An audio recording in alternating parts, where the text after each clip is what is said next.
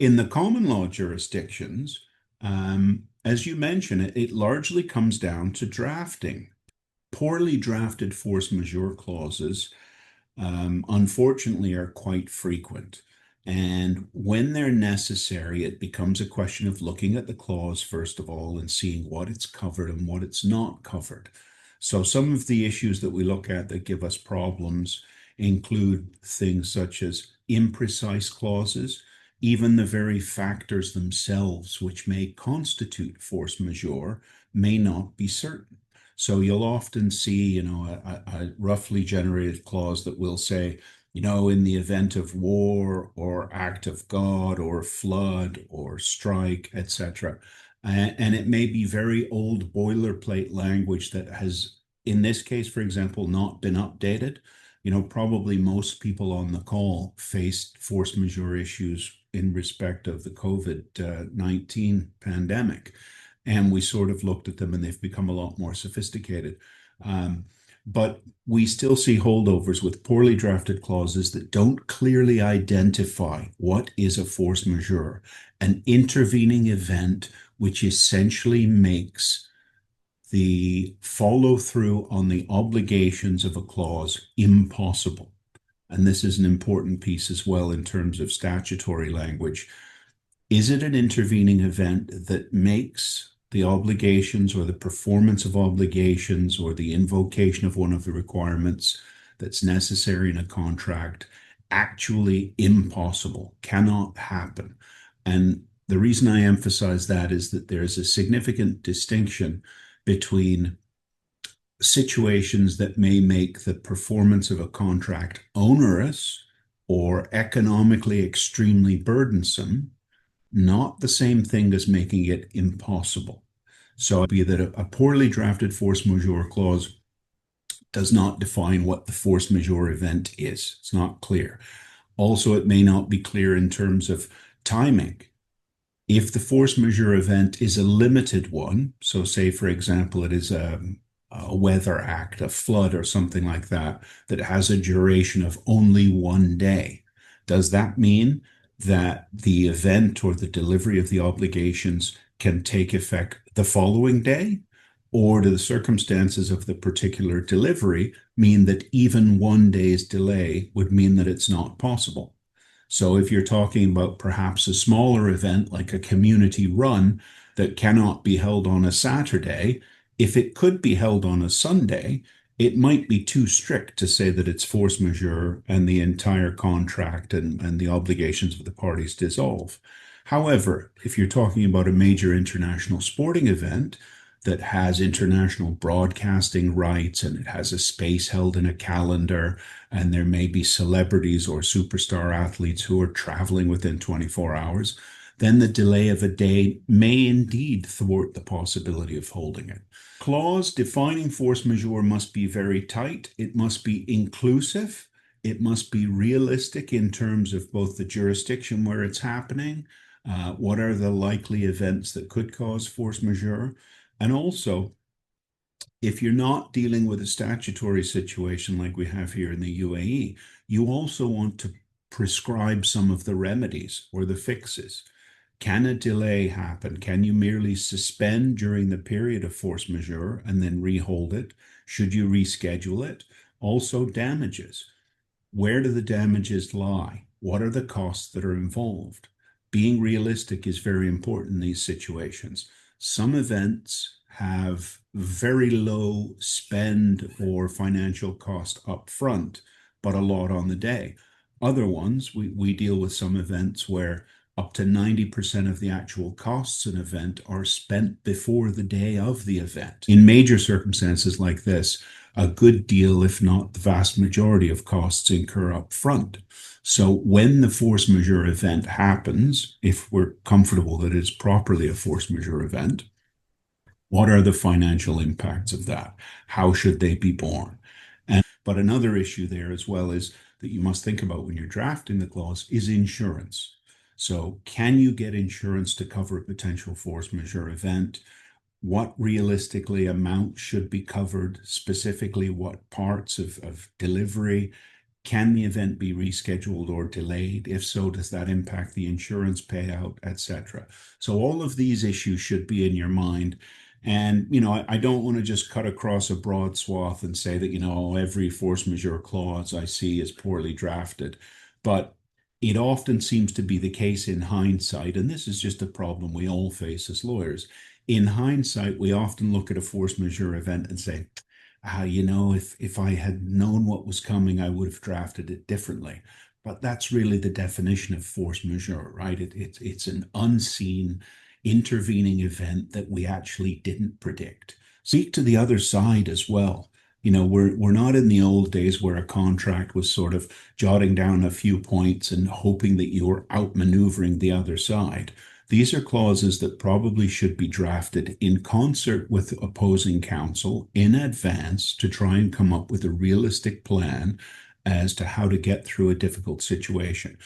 And it can be as simple as coming up with a realistic list, finding an insurer, and even splitting the costs. So we've had situations before where we've reached across the table and said, if an event doesn't go ahead, we think it will cost A, B, and C. Let's go out to the market, talk to several insurance companies and price that, and we'll either split it 50-50 or 25-75, depending on the commercial dynamics.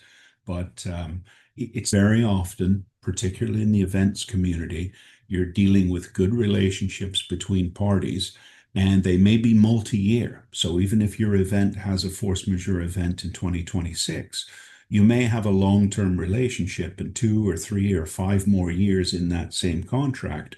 You want to be able to deal with that in the manner that most fittingly protects your party's legal and commercial interests. Or the civil transactions law, specifically here in the UAE, it does provide a backstop in the sense that it does cover instances where a force majeure event can happen, and it provides certain remedies or certain, let's say, mechanisms for the parties to look at that event and try and find a way to work through it through the contract. And if that's not possible, then the law provides for judicial review to come in and try and provide these remedies. It's important to note, though, however, that the backstop provided by the civil law is now substitute for a properly negotiated and drafted force majeure contract. And that is because there is no definition specifically in the law that says this is an exhaustive list, of force majeure events, and this is what happens when you come in upon such an event during performing the contract. It only provides for the doctrine or the concept, and like I said, certain mechanisms, but that would not be a substitute for a properly drafted clause. Because if you don't have a well-drafted clause, backstop or not, you're going to have a judicial review. And before the civil law courts, there is no concept of binding precedent. And you would have to look at the merits of each case. You would have to look at the specific circumstances, and you might have different results depending on the merits of the case and depending on the judge presiding on your matter, etc.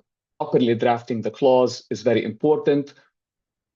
Be it common law, be it civil law, there will be some differences. There will be some, let's say, benefits to either system, but you need to have a strong starting point, which is a well-drafted clause. Just don't fall victim to the holdover, template language that might not be completely inappropriate. But it's more about having something that is tailored to actually what is being provided under the contract. So we're generally looking at what's in the contract as our first port of call. So everything that Steve has mentioned. But if there isn't something in place in the contract, then we're falling back on some of the common law doctrines that, depending on where the governing law of your contract is, that might be impossibility, that might be hardship, that might be frustration, and depending on the different jurisdiction, you're going to be looking at different outcomes in the courts as to whether the court decides that this is true impossibility under this specific common law doctrine, depending on where you are. So, and on top of that, one point on as well, whether you're common law or civil law, depending on where your governing law is and your jurisdiction is, you potentially will have different outcomes. You might have different speed of a resolution. You might have a different cost associated with that, different relief that might be available.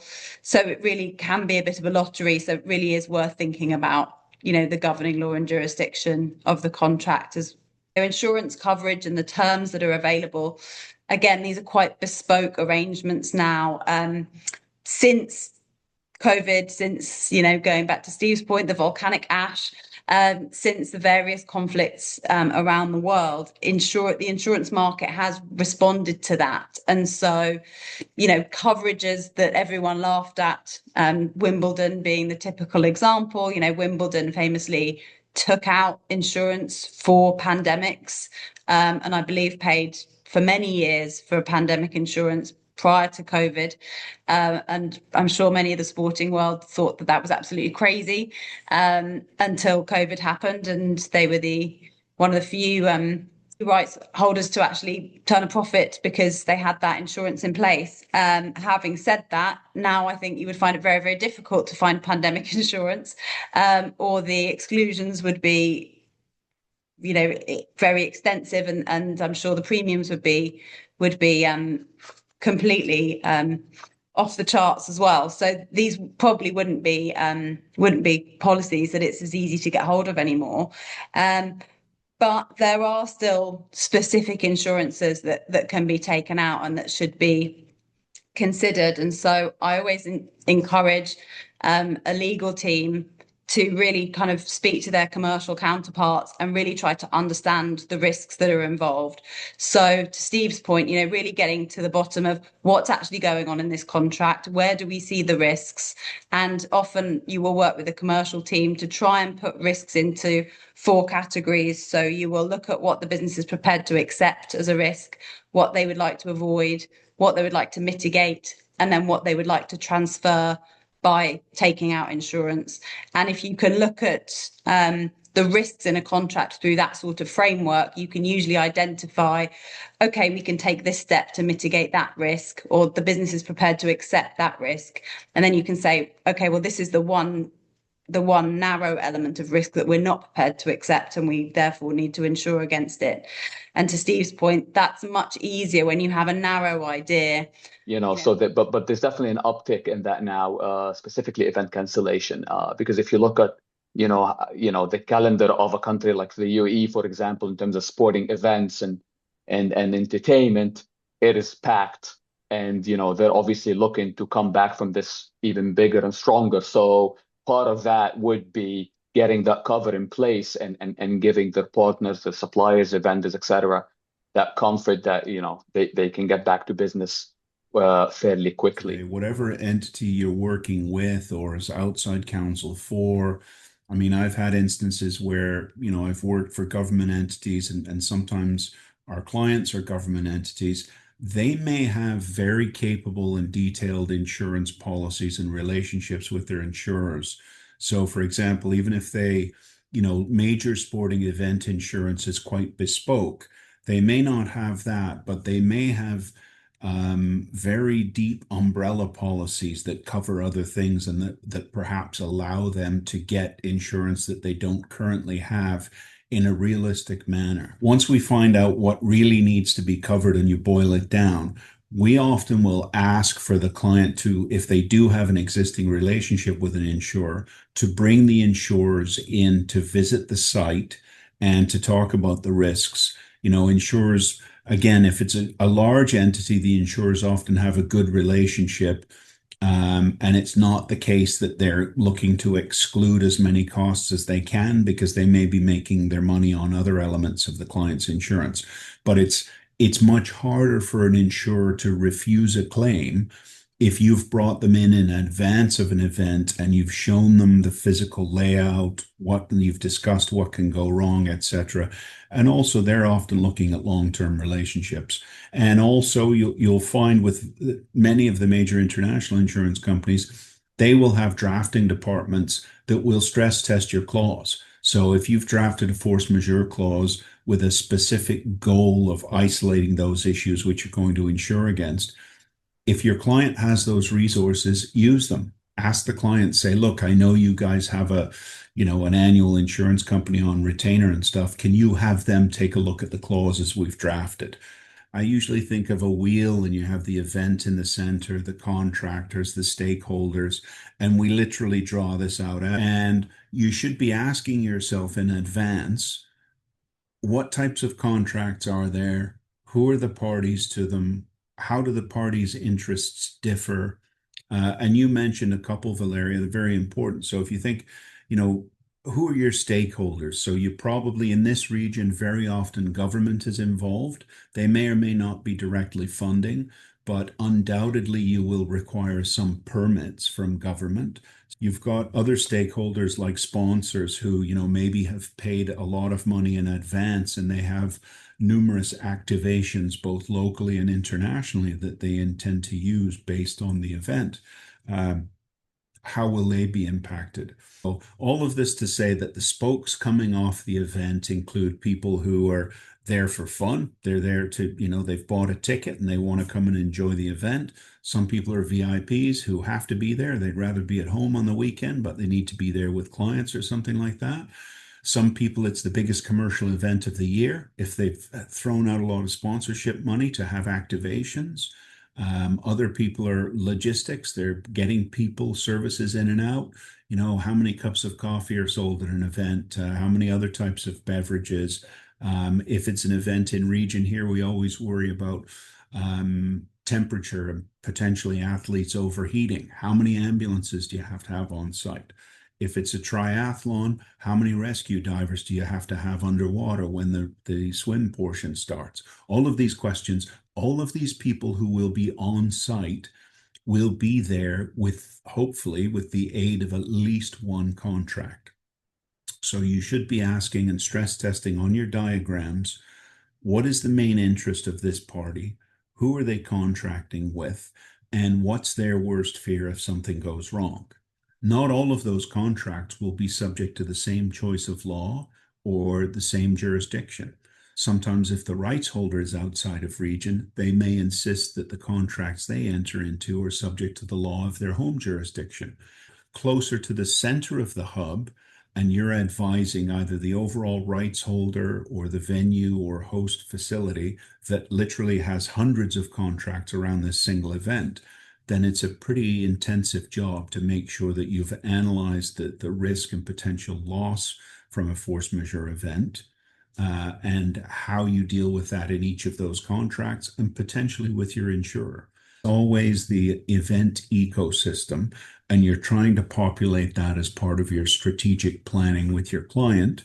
So first focus on who's your client, what are you trying to protect, how do you do it?